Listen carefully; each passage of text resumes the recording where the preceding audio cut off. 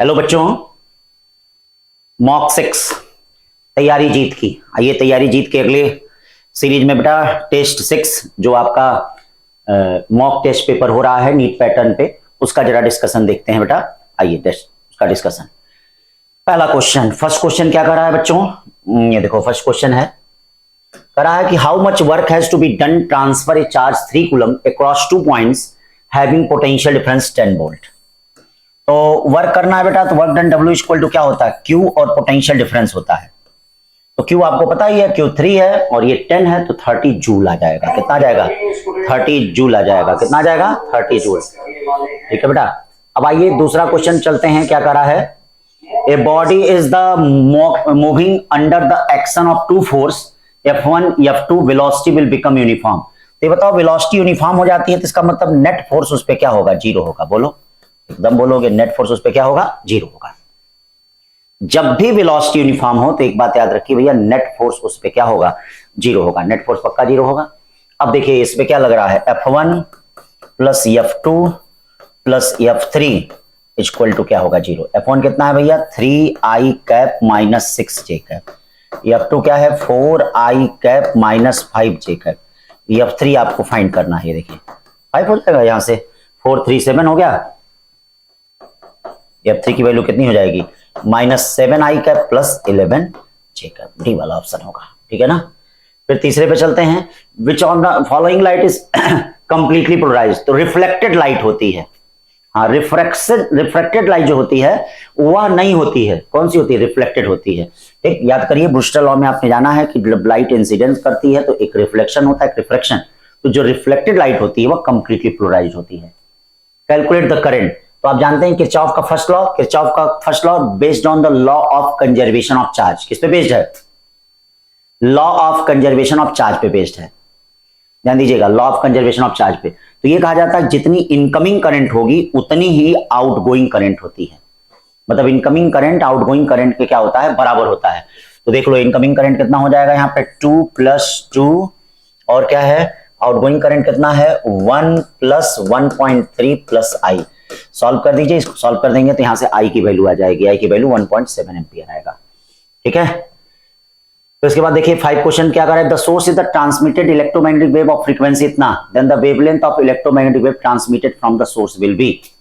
तो C = f lambda आपको पता है, फ्रीक्वेंसी दी गई है तो आपके पास ये फार्मूला है। C = कितना है? f लैम्डा है। तो अब देखिए आपसे क्या पूछा गया? वेवलेंथ। वेवलेंथ C/f कितना हो जाएगा? f C/f। ठीक है, रख दीजिए। 5 का कौन सा आएगा? A। 6 देख लीजिए, 6 क्या कर रहा है? ए magnetic field and the electromagnetic wave given by wavelength of electromagnetic waves. Wavelength आपको फाइंड करना है। तो वेवलेंथ के लिए आप जानते हैं कि भैया T के बगल में जो होता है वो ओमेगा होता है और X के बगल में जो होता है वो क्या होता है? 2π होता है। 2π/λ होता है। उसको वेव प्रोपेगेशन कहते हैं। मतलब K = 2π/λ = 10⁴ है। आपको लैम्डा निकालना है तो लैम्डा क्या हो जाएगा? 2π/10⁴। सॉल्व कर लीजिए, ये आ जाएगा 6 का A। 7 देखिए क्या कर रहा है?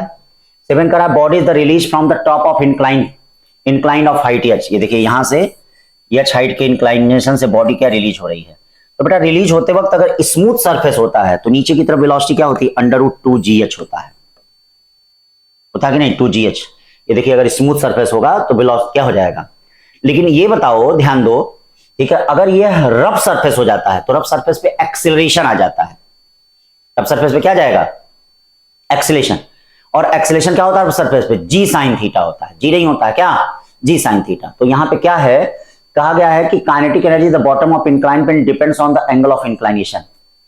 ठीक है, तो एक बात याद रखिए, अगर स्मूथ सरफेस है तो उस पे थीटा पे डिपेंड नहीं करेगा। चाहे आप कैसे भी गिराइए, चाहे ऐसे गिराइए, चाहे ऐसे गिराइए, चाहे ऐसे गिराइए, चाहे ऐसे गिराइए, चाहे ऐसे गिराइए, वो थीटा पे क्या है? डिपेंड नहीं करेगा। ठीक है, ये ध्यान दीजिएगा। चाहे जैसे मन करे वैसे गिराइए, ऐसे गिराइए। लेकिन अगर रफ सरफेस आ जाएगा तो थीटा पे डिपेंड करेगा। तो इस हिसाब से ए नहीं सही होगा, बी सही है।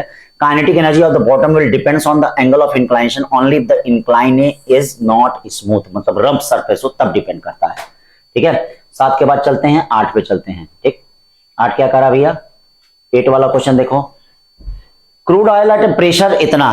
क्रूड ऑयल जो है वो प्रेशर कितना दिया गया है? ये देखिए क्रूड ऑयल है, प्रेशर क्या दिया गया है? फ्लो इतना through a pipe, cross section area which reduce to 0.01। The pressure in the smaller cross section of the pipe, जहां स्मॉलर क्रॉस सेक्शन है तो हाइट सेम है, ऐसा कुछ कह नहीं रहा है। तो ये देख लीजिए, ऐसे मान लीजिए ये पाइप है, तो यहाँ पे बताओ प्रेशर P1 होगा, यहाँ पे प्रेशर P2 होगा, यहाँ पे वेलोसिटी V1 होगा, तो यहाँ पे वेलोसिटी क्या होगा, V2 होगा। तो सबसे पहला काम देखिए, एक काम कर लीजिए, एक जगह वेलोसिटी नहीं पता है, जैसे देखो यहां A1 पता है, यहां V1 पता है, यहां A2 पता है लेकिन B2 नहीं पता है। तो अब आप क्या कर लीजिए, A1 V1 equal to A2 V2 से पहला काम आप V2 पता कर ले। क्या पता कर ले, क्योंकि भाई हमको जब हम बर्नौली थ्योरम लगाएंगे तो हमको V2 की जरूरत पड़ेगी, और एक एंड पे प्रेशर दिया है। देखिए पहले इस इक्वेशन से आप क्या पता कर ले, V2। फिर दूसरा काम क्या करें, ये देखिए दूसरा काम P1 plus half rho V1 का square equal to P2 plus half rho V2 का स्क्वायर। देख रहे हो ना, ये डेंसिटी दी गई है, प्रेशर P1 दिया गया है, V1 V2 आपने यहां से निकाल लिया, P2 की वैल्यू फाइंड कर लीजिए। बहुत अच्छा क्वेश्चन है, एकदम एनसीईआरटी बेस्ड क्वेश्चन है, मे भी उम्मीद किया जा सकता है बने। फिर 8वें के बाद 9वां क्वेश्चन चलते हैं। देखिए the radius of earth is 6400 kilometre. ये देखिए अर्थ का रेडियस कितना दिया है, 6400 kilometre. In order that a body of 5 kg weight zero at the equator, equator पे जीरो है। तो इक्वेटर पे क्या होता है जरा बताइएगा, G dash equal to G minus R E omega square होता है। क्यों, इक्वेटर पे ही तो ग्रेविटी होती है। तो अगर वेट जीरो है तो G minus R E omega square की वैल्यू क्या होगी, जीरो, या omega equal to under root G by कितना हो जाएगा, आर ए। अब आर ई की वैल्यू रखिए, जी की वैल्यू रखिए, आ जाएगा आपका। ठीक है, तो उसके बाद चलते हैं 10वां क्वेश्चन क्या कर रहा है। An engine use 30 ampere of current and resistance offered इतना, कैलकुलेट द पावर कंज्यूम। तो पावर कितना होता है, पावर होता है आई स्क्वायर आर। एचपी में निकालना, हॉर्स पावर में निकालना है तो 746 से डिवाइड करना पड़ेगा। आई आपका कितना है 30 का स्क्वायर और ये 15/746, ये आपका हो जाएगा ए। फिर उसके बाद 11 देखिए क्या कर रहा है, given below are two statements, to hear different beats difference of frequency of two source should be less than 10। ठीक है, शुड बी लेस देन, हाँ 10, मतलब क्या, शुड बी लेस देन 10। देखिए परसिस्टेंस ऑफ हियरिंग कितना होता है, 1/10 सेकेंड होता है। मतलब दो शब्दों के बीच जो समांतराल होना चाहिए करीब 1/10 सेकेंड का होना चाहिए, तभी हम उसको अलग अलग डिफाइन कर पाएंगे, तभी अलग अलग 1/10 सेकेंड। तो पहला सही कह रहा है, ठीक है, कि to hear different beats difference of frequency of two source should be less than 10, सही कह रहा है भाई। 1/10 सेकेंड क्या है, टाइम होना चाहिए। तो अगर टाइम 1/10 सेकेंड है तो फ्रीक्वेंसी क्या हो जाएगी, खाली 10 हो जाएगी। तो पहला सही है। दूसरा, more the number of beats more is the confusion, नहीं, more the number of beats less confusion होता है। जितना बीट्स ज्यादा होगा, जितना फ्रीक्वेंसी का डिफरेंस ज्यादा होगा, उतना ही कम कंफ्यूजन होता है। कम कंफ्यूजन का मतलब जैसे हम आवाज को अलग अलग पहचान लेते हैं, और जितना ही बीट्स फ्रीक्वेंसी कम होगी उतना ही हम आवाज को पहचान नहीं पाएंगे। ठीक है ना भाई। तो पहला क्या है, सही है, दूसरा क्या है, गलत है। इस बेसिस पे सी ऑप्शन है। ठीक है, तो उसके बाद चलते हैं 12वां क्वेश्चन, बड़ा प्यारा question. Straight wire carrying current 2i। चलिए भाई, स्टेट वायर है, कैरिंग करंट कितना हो गया, 2i हो गया। 2i करंट है, it turned into a circular loop. ये देखिए सर्कुलर लूप में टर्न किया गया है, सर्कुलर लूप में। If the magnitude of magnetic moment associated with the m then the length of wire which be. तो ये देखिए इसका लेंथ क्या हो जाएगा, L इक्वल टू क्या हो जाएगा, 2πr हो जाएगा, क्योंकि सर्कल के फॉर्म में। इसका मैग्नेटिक मोमेंट क्या हो जाएगा, m इक्वल टू I क्या है, 2i, एरिया क्या हो जाएगा, πr स्क्वायर। अब ये देखिए m इक्वल टू क्या हो जाएगा, 2i, πr कितना हो जाएगा, L स्क्वायर अपॉन 4π स्क्वायर। पाई से पाई कट गया, देखिए पाई से पाई कट गया। द लेंथ ऑफ वायर पूछा जा रहा है, तो लेंथ ऑफ वायर पूछा जा रहा है। ये देखिए 2 से 2 कट गया, तो ये बोलो L स्क्वायर इक्वल टू क्या हो गया, लेंथ ऑफ वायर क्या हो गया, L स्क्वायर इक्वल टू क्या हो जाएगा, L square equal to 2m upon कितना हो गया, I pi, 2m upon I pi. क्या हो रहा है भाई, गड़बड़ हो गया क्या, L की वैल्यू क्या हो जाएगी, गड़बड़ हो गया, L स्क्वायर है ना, तो L स्क्वायर की वैल्यू ये 2 इधर जाएगा, 2m pi, sorry 2m pi upon I। ये रूट में ले लेंगे तो कौन सा ऑप्शन होगा, बी वाला होगा। 12 के बाद 13 चलते हैं। 13 क्या करा, 4 silicon diode are connected shown in figure, the current through the resistance R। इस रेजिस्टेंस R के थ्रू करंट पूछा जा रहा है, मतलब ये जो रेजिस्टेंस R है उसके थ्रू करंट पूछा जा रहा है। तो देखो बेटा, यहां से करंट आएगा, ध्यान दीजिए, ऐसे करंट आएगा, करंट यहां से आएगा, तो करंट ये देख लो कौन कौन फॉरवर्ड बाइस है, जो फॉरवर्ड बाइस होगा उसमें जाएगा। तो ये वाला देखिए बैटरी के पॉजिटिव टर्मिनल से लगा हुआ है तो ये फॉरवर्ड बाइस होगा। ये बैटरी के देखिए रिवर्स निगेटिव टर्मिनल पॉजिटिव से लगा हुआ तो ये रिवर्स बाइस होगा। ये क्या होगा, ये भी निगेटिव से है तो ये रिवर्स बाइस होगा। और ये क्या होगा, फॉरवर्ड बाइस होगा। ठीक है, फॉरवर्ड बाइस में इसका रेजिस्टेंस डायोड का क्या होता है, ऐसे करंट आएगी तो करंट ऐसे आएगी तो इसका मतलब I इक्वल टू क्या हो जाएगा, ये देखिए I इक्वल टू क्या हो जाएगा 5/50। 5/50 का मतलब कितना हो गया, I इक्वल टू 5/50 का मतलब पॉइंट, I इक्वल टू क्या हो गया 5/50 का मतलब हो गया पॉइंट, ये देखिए 0.1 हो गया। कितना हो गया, हाँ 0.1 हो गया तो ये हो जाएगा। अब देखिए 13 के बाद 14 पे चलते हैं। 14 क्या कर रहा है, the potential difference between point A and B. देखिए ए और बी के बीच पोटेंशियल डिफरेंस फाइंड करना है। तो भाई देखिए इस तरह से ये 2 वोल्ट है तो इस पूरे के क्रॉस 2 वोल्ट होगा तो 2 वोल्ट को बांट लो, ऐसे ऐसे डायग्राम बना लो जरा, ए बी सी का ऐसे बना लो। यहाँ देखो ए बी सी का 5 5 कितना है 10 है, और ये वाला रेजिस्टेंस कितना है, ये 5 है, और ये 2 वोल्ट है, हमने उसको ब्रेक कर लिया, हाँ 2 वोल्ट, और ये तुम्हारा यही ए बी है। ए बी पे अब रेशियो रूल से पोटेंशियल निकाल दो। रेशियो रूल से पोटेंशियल कैसे निकालते हो, अगर पोटेंशियल फाइंड करना है V dash equal to V R1 upon R1 plus R2, पता है, ठीक है, या V dash equal to V कितना है 2, R1 कितना है ये देखो, इस पे फाइंड करना 10 और R1 प्लस R2 10 5 कितना हो जाएगा 15, तो ये कितना हो गया 5 दूनी 10 5 3 15 यानी 4/3 वोल्ट। कितना हो जाएगा 4/3 वोल्ट हो जाएगा। ये देखिए सी वाला हो गया 4/3 वोल्ट। 14 के बाद 15 चलते हैं, क्या करा है, the mass of proton neutron and helium nucleus are respectively. ठीक है, binding energy of helium nucleus is, binding energy of helium nucleus करा है। तो बाइंडिंग एनर्जी के लिए सबसे पहले मास डिफेक्ट निकालना पड़ता है। तो मास डिफेक्ट क्या हो जाएगा भैया, ये देखिए ZMP plus A minus ZMN और फिर उसके बाद क्या हो जाएगा मास ऑफ न्यूक्लियस। ठीक है, ये हो जाएगा तो ये मास डिफेक्ट हो गया। तो मास डिफेक्ट में Z कितना है, एटॉमिक नंबर 2, MP प्रोटॉन का मास कितना है, ये देखो प्रोटॉन का मास दिया है 1.00734। A माइनस जेड कितना दिया है, A माइनस जेड कहाँ गया, A माइनस जेड भी 2 हो गया। Mn कितना हो गया, Mn प्रोटॉन न्यूट्रॉन, ये हो गया 1.00874। और ये देखिए उसके बाद M डैश कितना हो जाएगा 4.00154 हो गया। चलिए इसको सॉल्व कर लीजिए, डेल्टा M निकल जाएगा। और बाइंडिंग एनर्जी निकालने के लिए क्या करिए भाया, इस मास डिफेक्ट में C² से मल्टीप्लाई कर दीजिए, आंसर आ जाएगा। ठीक है ना, हाँ याद रखिएगा ये AMU में है। ठीक है, तो AMU में है तो इसको फाइंड करने के लिए क्या करेंगे 931.5 से मल्टीप्लाई कर दीजिए, C² मत करिए, डेल्टा M इंटू 931.5 कर दीजिए तो ये आ जाएगा। ठीक, A body of mass m charge q placed in the rest in uniform electric field E and release, देखिएगा रेस्ट से रिलीज हो रहा है, the kinetic energy attained, तो ये बताइए रेस्ट से रिलीज हो रहा है तो V² इक्वल टू क्या हो जाएगा 0 + 2as। A कितना होता है QV/m, यस होता है QV/m इंटू यस होता है। अब देखिए काइनेटिक एनर्जी कितना हो जाएगा, बोलिए काइनेटिक एनर्जी हो जाएगा ½ mv²। देखिए काइनेटिक एनर्जी कितना हो जाएगा ½ mv²। देख लीजिए काइनेटिक एनर्जी कितना हो जाएगा ½ mv² या ½ mv कितना है, देखिएगा 2 QV/m इंटू कितना हो जाएगा यस, 2 हट गया, m हट गया, यानी कितना आ जाएगा QE यस हो जाएगा। कितना हो जाएगा QE यस हो जाएगा। 16 का C। 17 देखते हैं, 17 क्या करा है, अच्छा क्वेश्चन।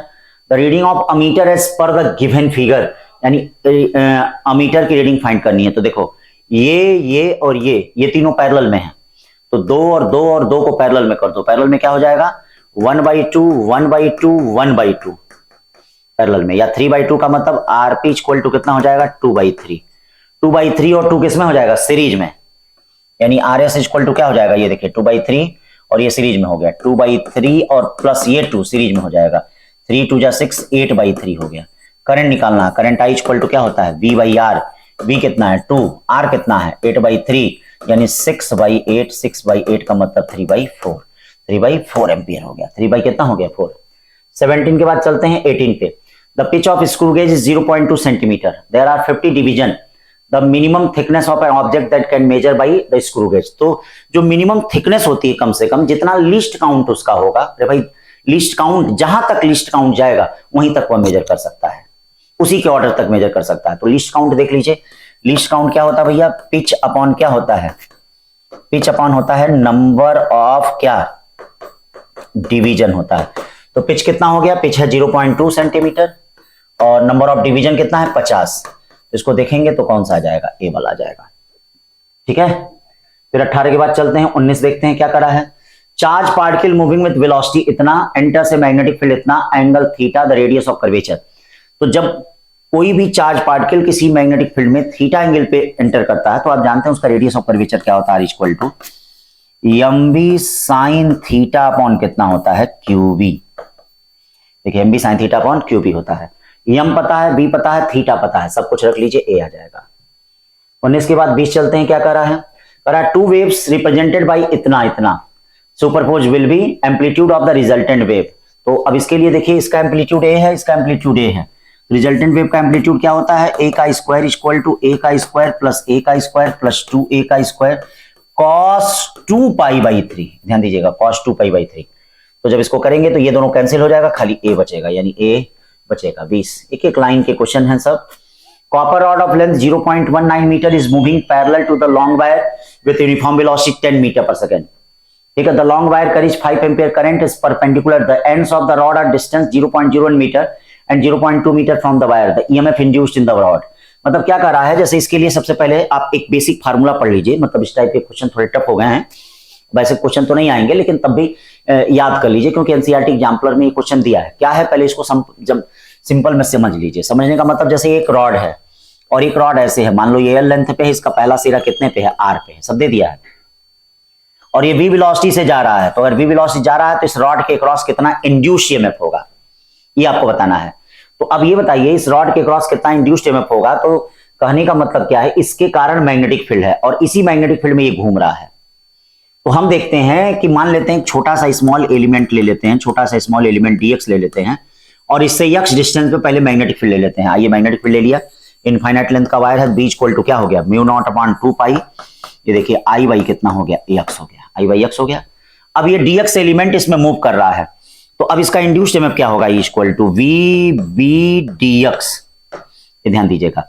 ठीक, और b की वैल्यू कितनी है, जरा देख लीजिए b की वैल्यू कितनी है, mu naught upon 2 pi V I 1 by X dx। ये देखिए ये पूरा नेट ईएमएफ हो जाएगा 1 बाई एक्स dx। ठीक है, 1 बाई एक्स, कहां से कहां तक, r से लेके r प्लस एल तक। अब जब आप इसका इंटीग्रेशन करेंगे 1 बाई एक्स तो क्या आएगा, log x आएगा। एक बार अपर लिमिट रखेंगे मतलब पूरा फाइनल जो रिजल्ट आएगा म्यू नॉट वी आई, चूंकि एनसीईआरटी एग्जाम्पलर में दिया है तो इसको याद किए रहिएगा, log ई आर प्लस यल अपॉन कितना हो गया, आर हो गया। ठीक है, वैसे हो सकता आ जाए। अब यहां देखिए न्यूमेरिकल टर्म में है, सब कुछ दे दिया है, देखिए आई ये दे दिया है, बी ये दे दिया है, देखिए बी ये दे दिया है, आर डिस्टेंस आर कितना हो गया, आर ये हो गया। ठीक है, मतलब कह रहा है the ends of the rod are 0.01 distance 0.2 metre from the wire, और ये क्या हो गया, ये देखिए ये आर प्लस एल हो गया। ये देखना ये 0.2 यल नहीं है, मतलब पहला एंड जो है 0.01 पे है तो दूसरा ये, मतलब ये आर की वैल्यू हो गई और ये किसकी वैल्यू हो गई, आर प्लस यल की वैल्यू हो गई। तो सब कुछ दिया है, रखेंगे तो इसका आंसर क्या आएगा, सी आएगा। ठीक है ना बच्चों, हाँ फार्मूला याद कर लीजिएगा, एनसीईआरटी एग्जाम्पलर में दिया है। What is the dimension of P by B, C के बराबर होगा ए। परसेंटेज एरर का भी क्वेश्चन है, आराम से कर लेंगे बी। ठीक, फिर क्या करा, suppose the earth suddenly stops attracting object placed near surface, a person standing on the surface of earth will, तो remain standing, वहीं खड़ा रहेगा। ठीक है, वैसा थोड़ा होगा पृथ्वी के अंदर घुस जाएगा, ये इनर्शिया प्रॉपर्टी होगी, इनर्शियल प्रॉपर्टी के कारण वहीं पे खड़ा रहेगा, रिमेन स्टैंडिंग, ऊपर की तरफ नहीं उड़ेगा। ठीक है, फिर कह रहा calculate the effective capacitance between the points A and B. तो अब ये देखो व्हीटस्टोन ब्रिज बन रहा है, व्हीटस्टोन ब्रिज बन रहा है तो P by Q equal to R by S, बीच वाला गायब हो जाएगा ये। तो 6 क्या हो गया सीरीज में, 3 6 सीरीज में हो गया कितना, 3 पैरेलल में कितना हो गया 6। 26 a object falls freely from the top of tower and during the last second of its fall it fall through 30 metre, find the height of tower. Last second में वो क्या है, 30 मीटर गिर रहा है, तो लास्ट सेकंड में अगर 30 मीटर गिर रहा है तो 30 इक्वल टू क्या हो गया, 0 प्लस, ये ध्यान दीजिएगा 0 प्लस जी बाई टू का मतलब कितना हो गया 10/2 और 2t - 1। इससे आपको पता चल जाएगा कितना टाइम होगा। तो कितना टाइम हो जाएगा, ये देखिए 6 x 7 का मतलब कितना हो गया, t = 3.5 सेकेंड। अब देख लीजिए 3.5 सेकंड हो गया, तो आपको हाइट फाइंड करनी है। तो हाइट फाइंड करने के लिए ये फार्मूला ले लीजिए, h equal to 0 plus half g कितना है 10 और 3.5 का क्या होल स्क्वायर। इसको सॉल्व करेंगे तो ये आ जाएगा आपका 61.25।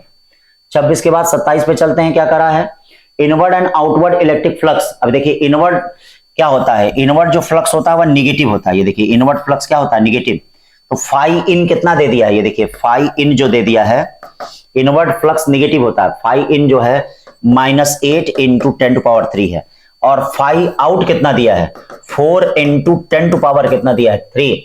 Then the total charge inside, तो अब क्या हो जाएगा, इसको ऐड करेंगे तो फाई इक्वल टू क्या होता है, चार्ज अपॉन एप्सिलॉन नॉट होता है। फाई दोनों को ऐड कर दीजिए, चार्ज की वैल्यू यहां से फाइंड कर लीजिए। ठीक है, फिर उसके बाद चलते हैं 28 पे, क्या करा है, an electron change its position from n equal to 1 to n equal to 3, the wavelength of emitted radiation यानी 1 by lambda equal to r, ठीक है, 1 by 1 का स्क्वायर माइनस 1 by 3 का स्क्वायर। अब यहां से सॉल्व कर लीजिए, क्या आ जाएगा 9/8 आ जाएगा। 28 के बाद 29 देखिए क्या करा है, a body exude SHM amplitude A and time period t when the displacement from the equilibrium position half the amplitude, what fraction of total energy and kinetic energy, fraction पूछ रहा है। ठीक है, तो kinetic energy upon total energy देख लेते हैं पहले, kinetic energy upon total energy. ये बताओ काइनेटिक एनर्जी क्या होता है, half m omega square a square minus y square, और टोटल एनर्जी क्या होता है, half m omega square a square. अब बताइए क्या हो जाएगा, half m omega square a square minus a square by 4, और ये कितना हो जाएगा, half m omega square a square. A square में से ए स्क्वायर बाई 4 जाएगा तो कितना बचेगा 3/4। ये देखिए पूरा 3/4 बचा, 3/4 इंटू 100, इसका मतलब क्या हो जाएगा 75%। और कॉमन सेंस है, अगर 75% काइनेटिक एनर्जी का फ्रैक्शन है, पक्का है पोटेंशियल एनर्जी का 25 होगा। ठीक है, क्योंकि दोनों 100 होना है तो इसीलिए ए वाला सही है। 29 के बाद 30, विच of the following is the extensive property. जो एक्सटेंसिव प्रॉपर्टी होती है वह अमाउंट ऑफ सब्सटेंस पे डिपेंड करती है, और मास आपका अमाउंट ऑफ सब्सटेंस पे डिपेंड करेगा, तो इसीलिए मास एक्सटेंसिव प्रॉपर्टी है। फिर कह रहा coil on a turn made of a wire of certain length and then from of same length, coil of turns made if the same current is passed in both the case then the ratio of magnetic induction. तो मैंने आपको पढ़ाते वक्त भी class में बताया है, अभी इसके पिछले टेस्ट में भी था, कि अगर किसी कॉइल को हम n टर्न में बेंड करना है, मतलब मोड़ रहे हैं, n टर्न में अगर हम मोड़ रहे हैं, तो सेंटर पे मैग्नेटिक फील्ड क्या हो जाती है, n स्क्वायर टाइम हो जाती है। तो n स्क्वायर टाइम होने का मतलब क्या है, ठीक है, 1/n स्क्वायर का मतलब 1 by कितना हो जाएगा 4, 1/4 ये वाला होगा 1/4।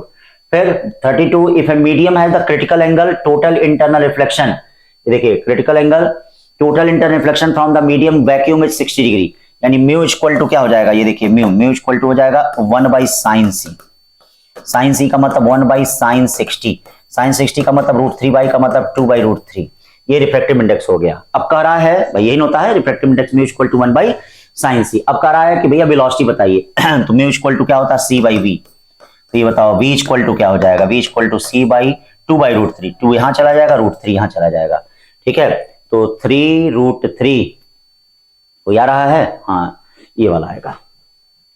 32 के बाद 33 देखिए क्या कर रहा है, rectangular coil 20 turns, area cross section 25 centimetre square, area of cross section कितना है 25 centimetre, has a resistance of 100 ohm, if a magnetic field which is perpendicular to the plane coil change at the rate of इतना, the current in the coil, current कितना होगा, तो current के लिए बेटा I equal to क्या होता है E/R होता है। E कितना होता है N/d∅dt अपॉन R होता है। ठीक है, N/d∅ होता है BA/R/dt होता है। देखिए सब कुछ दे दिया है। Number of turns 20, magnetic field upon dt ये दे दिया है।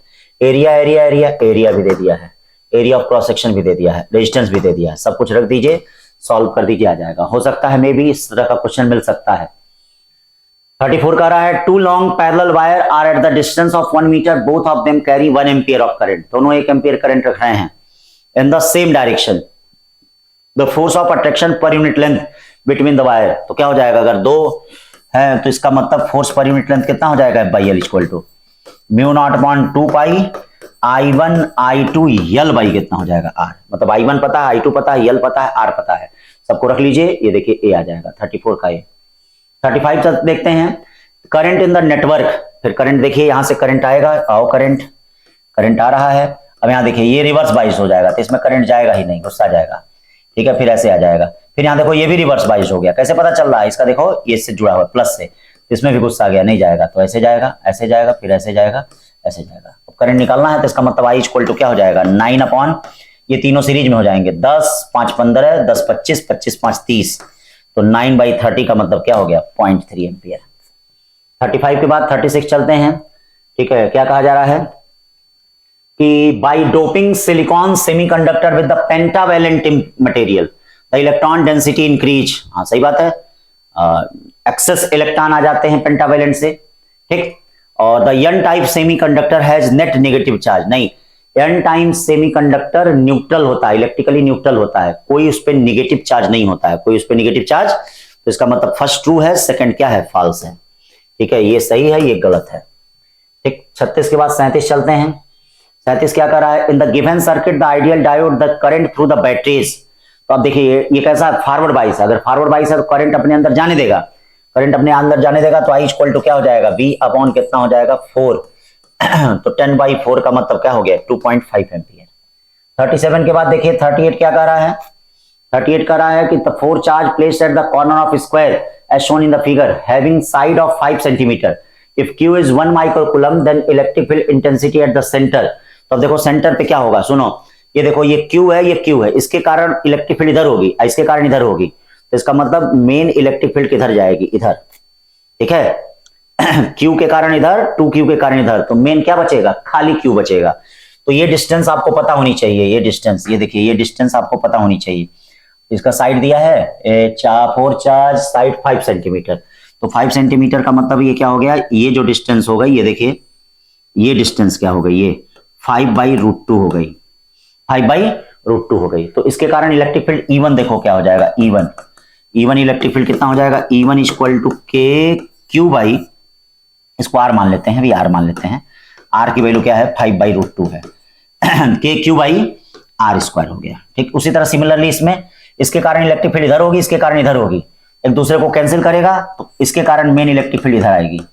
और E2 इक्वल टू, ये भी E2 इक्वल टू क्या हो जाएगा, KQ बाई R²। तो नेट इलेक्ट्रिक फील्ड कितना हो जाएगा, दोनों एक दूसरे के परपेंडिकुलर हैं, तो KQ बाई R²√2 हो गया। K आपको पता ही है, K पता है 9 × 10⁹, और नेट इलेक्ट्रिक फील्ड देखिए अपवर्ड होगी ऊपर। हाँ तो पहली बात, या तो A सही होगा या तो C सही होगा, दोनों में कोई एक ही सही होगा।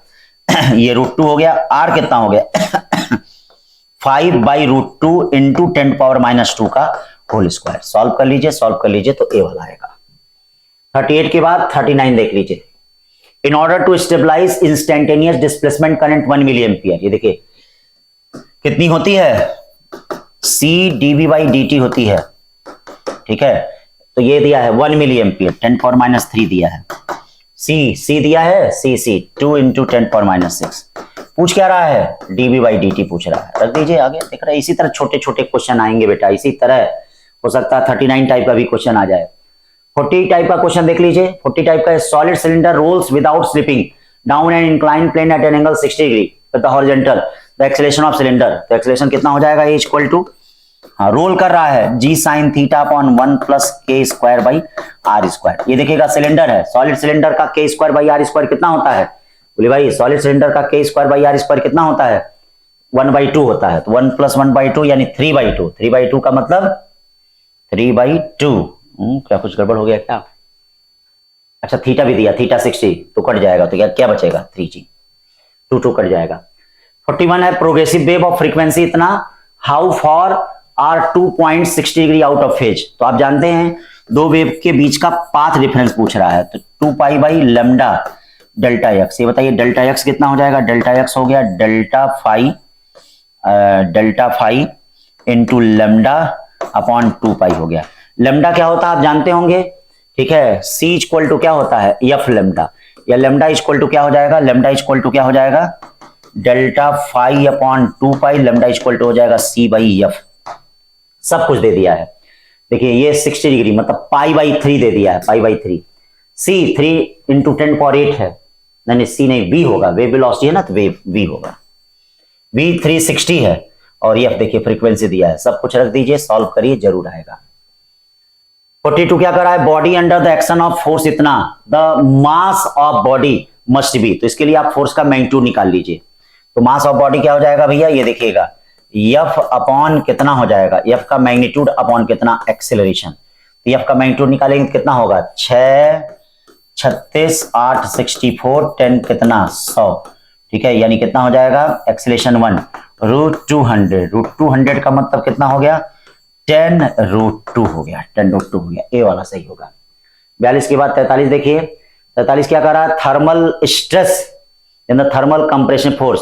तो आप जानते हैं थर्मल स्ट्रेस क्या होता है, स्ट्रेस होता है F upon A equal to होता है Y अल्फा डेल्टा टी होता है, फार्मूला याद होगा आपको। तो बताइए फोर्स पूछ रहा है तो YA अल्फा डेल्टा टी, सब क्लास में हुआ है।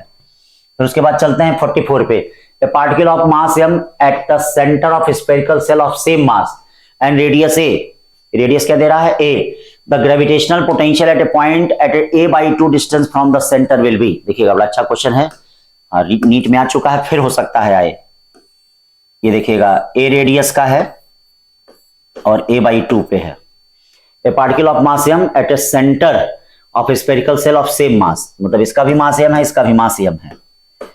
करा a/2 पे क्या बताइए आप, पोटेंशियल बताइए। तो बताइए जो इसके सरफेस पे पोटेंशियल होगा वह अंदर होगा, इसके सरफेस पे कितना पोटेंशियल होता है -gm/a, और m से a/2 डिस्टेंस पे जो होगा तो ये क्या हो जाएगा 2gm/ कितना हो जाएगा a, यानी b इक्वल टू कितना हो जाएगा -3gm/ कितना a हो जाएगा -3gm/a।